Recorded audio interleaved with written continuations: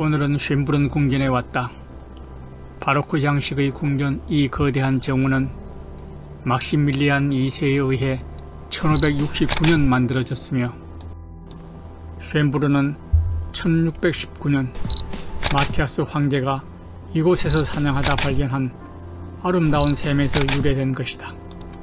수많은 꽃들과 좌우 대칭되는 조경이 이색적인 궁전, 분수와 많은 조각품이 조화로운 이런 별장으로 피셔 폰 에르라흐가 황제 요제프 1세를 위해 1696년 설계를 끝내고 1700년경 완공했으나 마리아 테레지아 여제시대 니콜라우스 파카시가 1744년부터 49년까지 6년간 개축했으며 막내딸 마리 앙뚜아네트가 어린 시절을 보낸 곳이다.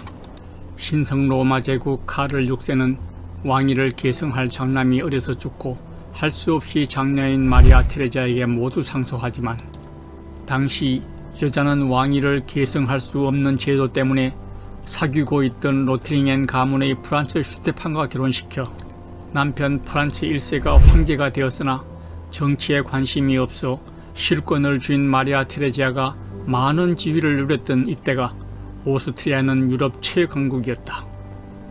테레지아는 23년간 모두 16명의 아이를 낳았던 곳으로 1441개의 방과 146개의 부엌이 있는 궁전은 금장 몰딩과 고급 인테리어 자재로 호화롭게 꾸민 내부를 다 보려면 며칠이 걸릴 것 같은데 현재 46개의 방만 공개하고 있었다.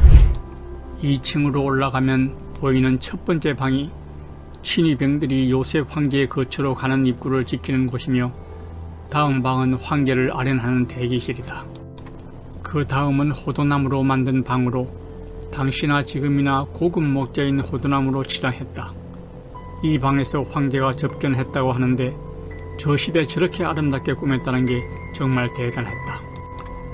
다음 네 번째 방은 요셉의 서재로 이곳에서 종일 서류를 검토하며 보냈고 그 다음 방은 요셉의 침실로 새벽 4시에 일어나 기도로 일과를 시작하던 검소한 황제는 1차 대전 중이던 1916년에 사망하고 다음 작은 방 3개는 황비가 사용했던 방이라는데 그녀는 일기와 시를 즐겨 썼다고 한다.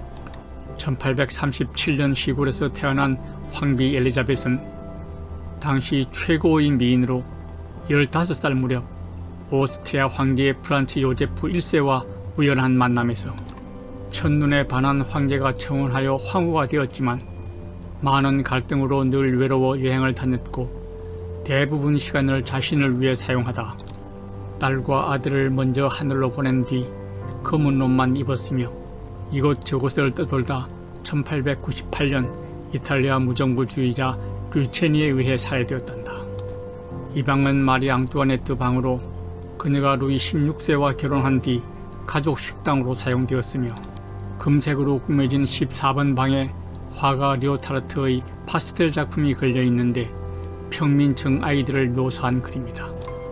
다음 방에는 전형적 궁정 초상화들로 마틴 판 마이텐스가 그린 여왕 마리아 테레지아 초상화를 볼 수 있다.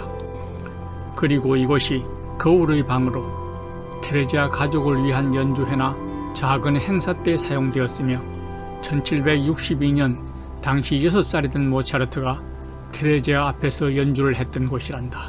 16번에서 18번까지 이 방들은 풍경 화가인 요셉 로자의 이름을 따 로자의 방이라 부르며 그림은 스위스 아르가우에 있는 하비츠부르크로 합스부르크 가문 출발점을 보여준다. 다음은 쉔브른 궁에서 가장 화려한 갤러리로 황제 가족들 무도회나 연회 또는 성탄장으로 사용됐던 곳으로 문재인 대통령이 오스트리아 갔을 때 만찬 초대받았던 곳이다. 길이 약 40m, 폭 10m 정도인 이곳은 궁 행사에 적합한 장소로 크리스탈 거울과 금방 몰딩, 정밀한 세공 장식과 화려한 천정 프레스코화는 로코코 시대 전형적 예술성을 볼 수 있다.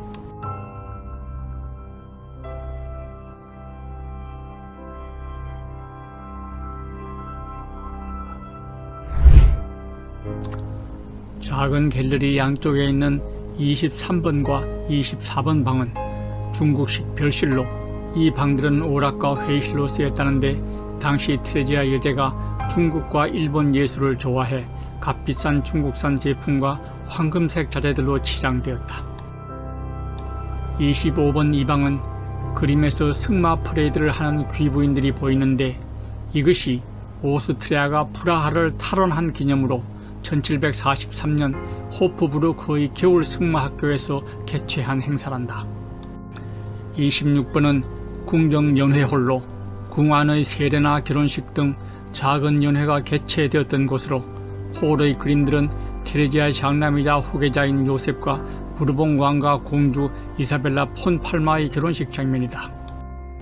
축하객들 중 가장 돋보이는 그림은 98대의 마차를 거느린 신부 행렬이며 전 유럽에서 참석한 귀족들과 마차, 그 가문의 문장들이 보인다. 28번은 중국 청색 살롱으로 18세기 손으로 그린 한지 그림들을 19세기 초 붙여 장식한 벽으로 유명하다. 그 외에도 이 방은 역사적 의미가 큰 곳이다. 이 방에서 마지막 황제 칼 1세가 1918년 11월 11일 국무를 포기했고 그 다음날 오스트리아 공화국이 선포되면서 600년간 지속되던 합스부르크 통치가 종식된 것이다. 황제는 끝까지 자리에서 내려오지 않으려 했으나 어쩔 수 없는 상황에 이르자 가족들과 망명길에 오른 뒤 1922년 마데이라 섬에서 35살에 죽었고 부인 치타는 1989년까지 살며 오스트리아 마지막 황비로 황릉인 카이저 그루프트에 묻혔다. 29번 뷰에락방은 남편 프란츠 슈테판이 1765년 죽은 후 테레지아가 회상의 방으로 바꾼 곳이다. 남편이 죽은 뒤 내내 검은 상복으로 지냈으며 사망 후 남겨진 기도서에 자신의 행복했던 결혼 생활을 시간 단위까지 기록으로 남겼다 한다. 이 방에 걸어두기 위해 폼페오 바토니에게 석 장의 그림을 그리게 했고 그림 중 중앙의 것이 프란츠 슈테판이고 아래 책상 위에 계몽사상의 정수 중 몽테스키 법의 정신이라는 책이 놓여 있다. 그리고 이 나폴레옹 방은 프랑스를 상기시켰다.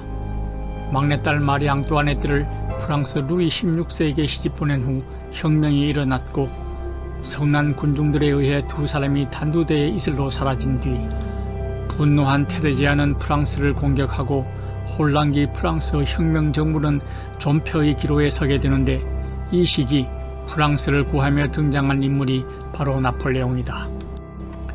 나폴레옹은 두 번이나 비엔나를 점령하며 이때 테레지아 침실이었던 이 방에 거주했고 1810년 테레지아의 손자 프란츠 2세는 딸 마리 루이제와 나폴레옹을 혼인시킴으로 양 가문의 앙숙고리를 끊어낸다. 넓은 정원 끝 뒤편 언덕에는 프러시아와의 전쟁 승리를 기념해 세운 글로리에테가 보인다. 쇤보른보다 더 큰 궁전을 짓다 재정난으로 정면 골조만 끝낸 미완성 궁전이다. 테레지아가 아침 식사를 즐겼다는 이곳이 지금은 카페로 이용되고 있으며 테라스에서 내려다보는 궁전과 멀리 빈 시내 경관 또한 일품이다. 노란색 궁전과 넓은 정원이 펼쳐지는 위쪽 넵툰 분수가 한층 멋을 더하는 이곳이 1996년 유네스코 세계문화유산에 등재되었다.